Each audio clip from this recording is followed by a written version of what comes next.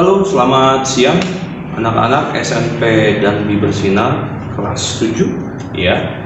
Kembali lagi bersama saya Mr. Bagas. Kita kali ini akan belajar melanjutkan materi bab masih bab 8 kerendahan hati. Sebelumnya kita sudah membahas makna kerendahan hati. Kalian sudah lihat poin-poinnya, poin-poin yang sudah ada di halaman 58 seperti itu, dan kalian sudah mengerjakan dengan baik. Saya ucapkan terima kasih yang sudah mengerjakan tugasnya, dan yang belum saya tunggu. Nah, video ini merupakan video terakhir pembelajaran kita ya. Setelah video ini kalian akan melanjutkan PH dan PAS ya. Saya harap ya nilai yang kalian terima nanti mendapatkan nilai yang terbaik. Nah ya, sebelum melanjutkan kita berdoa dulu. Tuhan Yesus yang baik, terima kasih Tuhan atas karena kasih-Mu dan atas karena penyertaan-Mu Tuhan bagi setiap kami. Tuhan Yesus, kami melanjutkan pembahasan materi selanjutnya Tuhan Yesus tentang kerendahan hati. Kiranya Engkau sertai kami dalam setiap pembelajaran kami, dan Engkau bukakan pikiran anak-anak-Mu, dan Engkau berikan kepintaran, dan Engkau berikan hikmat dan juga kecerdasan Tuhan Yesus. Kami berdoanya di dalam nama Tuhan Yesus ya. Amin ya. Oh ya, yang belum mandi silakan mandi dulu, yang belum makan silakan makan dulu. Pokoknya kalian harus siap, itu hal pokoknya harus mempersiapkan segalanya demi kenyamanan kalian dalam pembelajaran agama kali ini.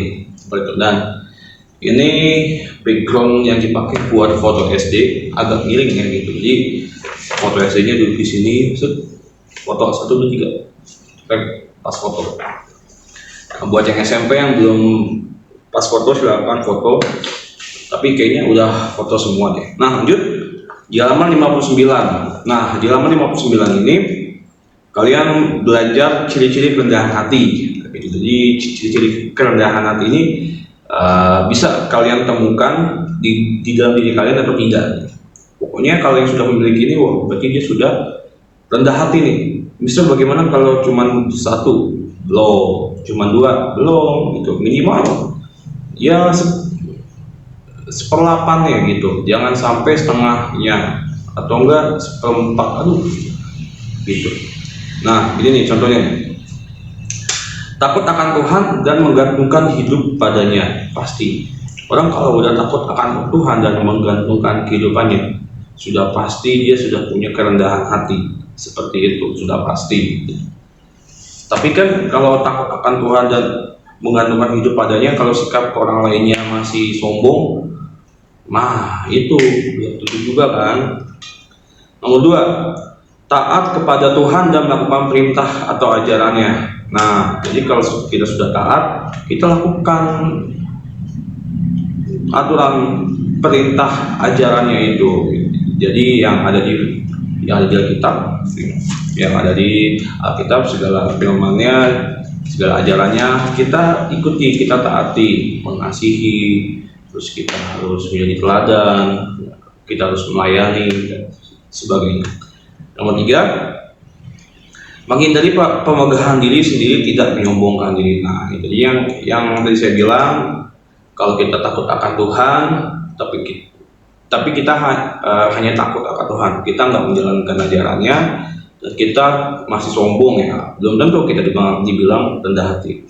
Lanjut, menghargai kelebihan orang lain. Nah, ini harus kita terima, menghargai. Jadi jangan dengki, jangan iri. Misalkan orang lain bisa terus kita pansi itu, biasa aja itu. Nah itu jangan, harusnya menghargai. Ya ampun, bagus banget, mengapresiasi.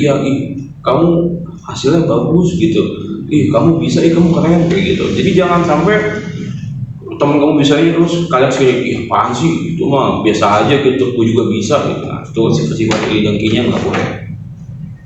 Lanjut,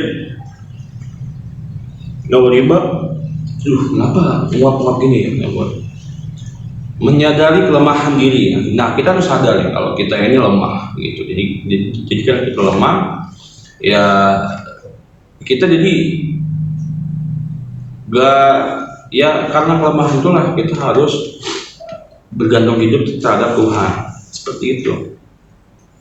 Menghargai talenta yang Tuhan berikan. Nah, ini kebanyakan orang yang sombong, dia punya bisa tapi dia nggak menggunakan talentanya untuk kebaikan, pokoknya demi yang baik-baik gitu. Contohnya ya malah ngedance, dia dance-nya tapi hanya pamer-pamer gaya gitu, terus sombong. Terusnya dance-nya harus yang bisa memberkati orang gitu. Jadi bahkan kalau bisa dipakai di gereja, jadi tamborin, pokoknya menari di gereja seperti itu. Nah, kan ada nih bacanya, dipakai untuk menolong orang lain dan berpartisipasi dalam komunitas gereja. Nomor 7, bersedia menolong orang lain dengan tulus dan tanpa pamrih. Nah, ini penting sekali, tanpa pamrih ya. Lanjut masih di bawahnya. Apakah rendah hati sama dengan rendah diri? Nah, ini tentu saja berbeda ya. Kalau rendah hati itu sikap yang dapat ditunjukkan melalui kesadaran bahwa manusia adalah makhluk fana yang penuh keterbatasan. Karena itu manusia bergantung sepenuhnya pada Allah. Contohnya nih, implikasinya adalah menuruti perintahnya serta tekun berdoa dan membaca kitab, menghargai teman dan sesama, mengakui kelebihan orang lain dan kelemahan diri sendiri, tidak membanggakan diri. Itu pokoknya rendah hati itu intinya kita sadar kita lemah, kita nggak berdaya dan kita bergantung kehidupannya sama Tuhan. Tapi kita mengaplikasikan itu di dalam kehidupan kita, berdoa, membaca kitab seperti itu.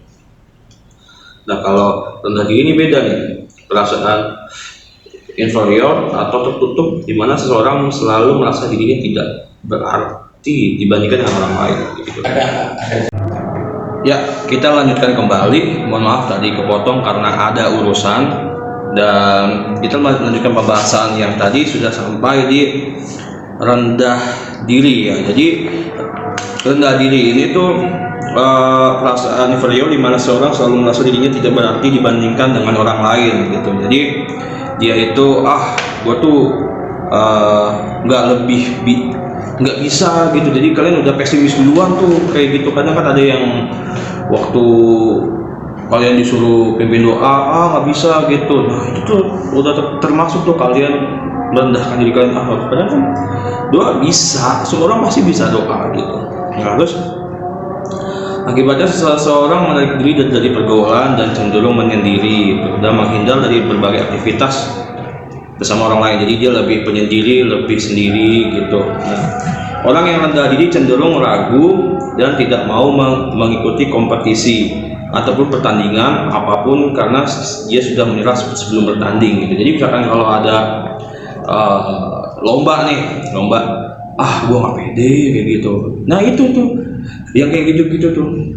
Terus melalui sikap yang menganggap dirinya lemah dan tidak mampu gitu. Gua bisa apa gitu. Gua mah apa tuh, bagaikan butiran debu gitu kan. Nah, yang kayak gitu tuh bahaya tuh. Sikap ini kurang sehat karena dalam diri manusia ada potensi yang diberikan Allah gitu. Setiap manusia ada potensi yang diberikan oleh Allah, tetapi itu karena kalian rendah diri gitu, salah pakai sikap ini. Setiap orang memiliki kekurangan tetapi juga kelebihan. Pasti setiap manusia ada kelebihannya dalam dirinya. Rendah diri adalah sikap yang perlu diperbaiki dan dihilangkan. Jika kamu bersikap rendah diri, maka kamu akan merendahkan diri sendiri dan tidak menghargai diri sendiri. Kamu hanya dapat menghargai orang lain jika kamu menghargai dirimu sendiri gitu. Nah, ini ada notif masuk, sorry ya. Ya, jadi sikap ini kurang sehat gitu. Jadi kamu telah merendahkan diri sendiri dan tidak menghargai diri sendiri. Kamu hanya dapat menghargai orang lain jika kamu menghargai dirimu sendiri gitu. Jadi kalau kalian tuh boro-boro mau menghargai orang lain, kalian nggak bisa menghargai diri sendiri gitu. Jadi kalau kalian mau menghargai orang lain, kalian harus menghargai diri sendiri. Jadi kalian bilang dalam hati kalian, saya berharga di mata Tuhan, saya pasti bisa gitu. Jangan bilang kalian nggak berharga, kalian nggak ada apa-apa, jangan. Yesus Kristus tidak hanya berbicara tentang rendah hati, tapi ia mempraktikannya dalam hidup dan pelayanan. Berulang kali Yesus menegaskan bahwa orang yang rendah hatilah yang akan masuk ke dalam kerajaan surga. Poin pertama, ia juga mengecam murid-muridnya yang masih bertengkar tentang siapa yang terbesar di antara mereka. Jadi yang paling terbesar adalah dia yang harus melayani gitu. Poin kedua, Yesus membasuh kaki murid-muridnya sebagai simbol atau tanda pelayanan dan kerendahan hati. Poin ketiga, ini kalau dipraktekkan seru banget. Gitu. Ia mengatakan aku datang untuk melayani dan bukan untuk dilayani seperti itu.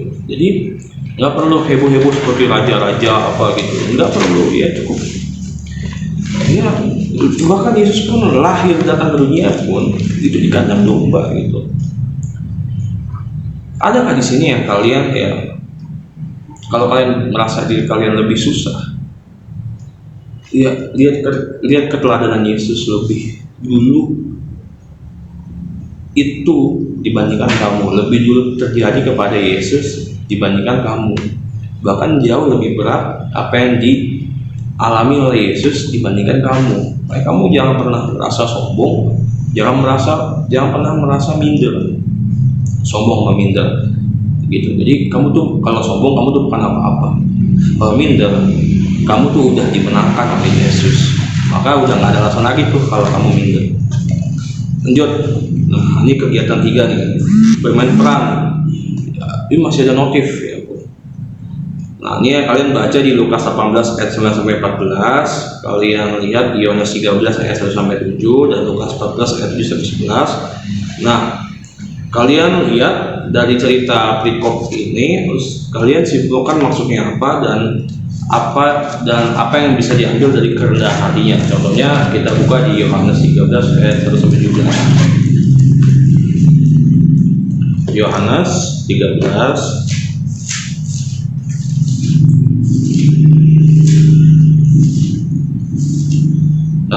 ayat 1 sampai 7. Nah, ini tentang Yesus membasuh kaki murid-muridnya. Ini tuh yang kalian simpulkan itu apa nih? Apa yang kamu dapat? Terus kaitannya dengan rendah hati adalah bahwa Yesus melayani murid-muridnya dengan tanda membasuh kakinya. Itu seperti itu. Nah, tugas yang kedua, ini ada tabel nih, kalian harus isi nih.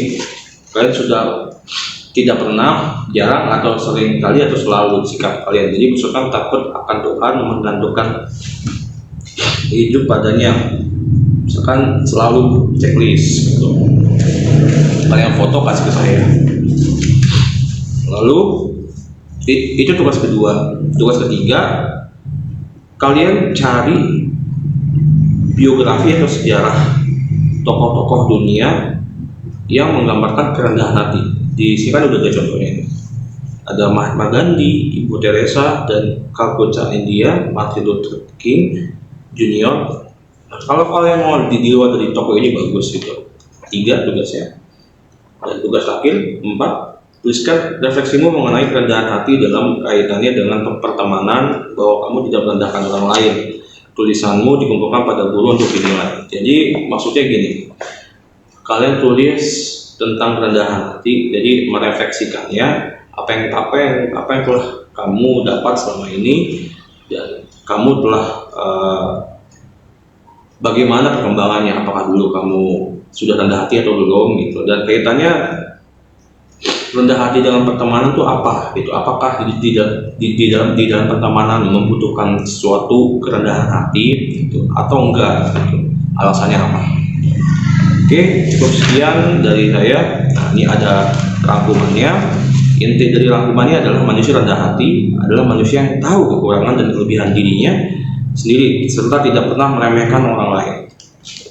Mantap. Jadi menekankan kerendahan hatinya dasarkan kepada Yesus. Kan Yesus bukan hanya maksudnya mengajarkan, tetapi dia sendiri pun yang menjadi contohnya. Oke, cukup sekian dan terima kasih. Mari kita berdoa. Tuhan Yesus yang baik, terima kasih atas pembelajaran kali ini Tuhan. Kiranya kerendahan hati tetap selalu kami miliki dan kami praktikkan dalam kehidupan kami setiap hari.